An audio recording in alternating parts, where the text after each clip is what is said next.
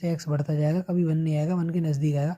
आप ये सोच रहे हो कि यहाँ पे ज़ीरो पुट कर दोगे तो 1 - 1 जीरो आ जाएगा, ये जीरो आ जाएगा और 1 के नज़दीक तक पहुँच जाएगा, लेकिन कभी 1 नहीं आएगी, इसलिए इधर से ओपन इंटरवल रहेगा, इधर से क्लोज इंटरवल। तो ऐसे भी आप समझ सकते हैं। मिलते हैं अगले क्वेश्चन की तरफ।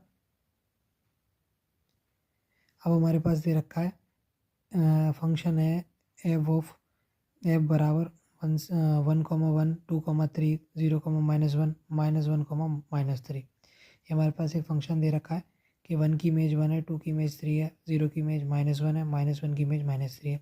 ये तो आप अब तक समझ गए होंगे रिलेशन फंक्शन में क्या होता है ये चीज़ें।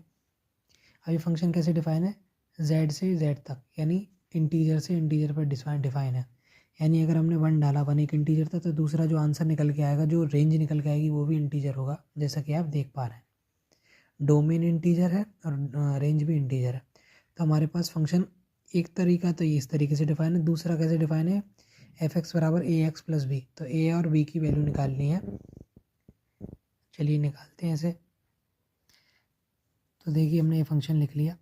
अब देखिए 1 डालने पर 1 मिलता है, यानी एक्स, जब एक्स की वैल्यू 1 होगी तो एफ ऑफ एक्स की वैल्यू कितनी होगी, 1। इसका मतलब ये है, तो एफ ऑफ 1 बराबर 1 है। तो यहाँ पे पुट करो तो ये हो जाएगा 1 बराबर, यहाँ 1 आ जाएगा ये वाला, और इसकी जगह आ जाएगा a इंटू 1 प्लस बी, यानी 1 बराबर a प्लस बी। अब इससे देखते हैं, जब एफ ऑफ 0 होगा तो ये होगा -1 के बराबर, यानी -1 बराबर हो जाएगा a इंटू 0, यहाँ पर पुट कर रहे हैं हम, प्लस बी। यहाँ से b की वैल्यू आ गई -1, इसको उठाकर यहाँ रख दोगे तो a की भी आ जाएगी। a की क्या आ जाएगी भाई साहब, 1 बराबर a -1, अब a बराबर 2, यानी a की वैल्यू आ गई 2 और b की वैल्यू आ गई -1। अब करते हैं एक लास्ट हमारे पास जो सवाल है, और फिर करते हैं वीडियो को एंड। हो सकता है वीडियो 2 पार्ट में चली जाए, तो कोई दिक्कत वाली बात नहीं है। अब हमारे पास दे रखा है कि f कोई सबसेट है z क्रॉस z का। हम जानते हैं रिलेशन क्या होते हैं, कार्टेशियन प्रोडक्ट का सबसेट होते हैं, और रिलेशन का एक स्पेशल टाइप होता है फंक्शन। तो फंक्शन भी क्या होगा, इस तरीके से किसी भी क्रॉस प्रोडक्ट का, कार्टेशियन प्रोडक्ट का सबसेट होगा।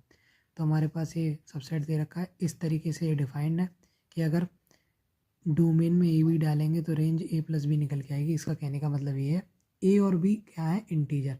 तो इसने हमसे पूछा है कि f जो है क्या वो फंक्शन होगा z से z पर, तो अपना आंसर जस्टिफाई कीजिए।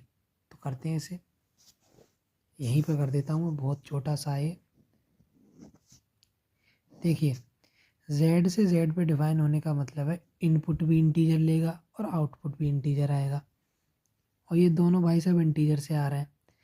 अब करके देखते हैं, मैं डालता हूँ a बराबर 3 और b बराबर 4, तो f ऑफ ए बी बराबर a प्लस बी है, ये इनपुट दिया तो ये आया, तो 3 गुणा 4 बराबर हो जाएगा 3 + 4, यानी एफ ऑफ ए बी की वैल्यू आ जाएगी 7। ठीक, यानी एक पेयर बन गया 12,7।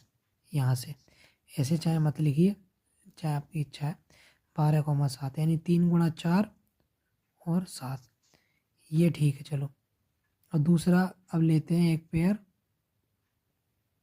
-3 और -4।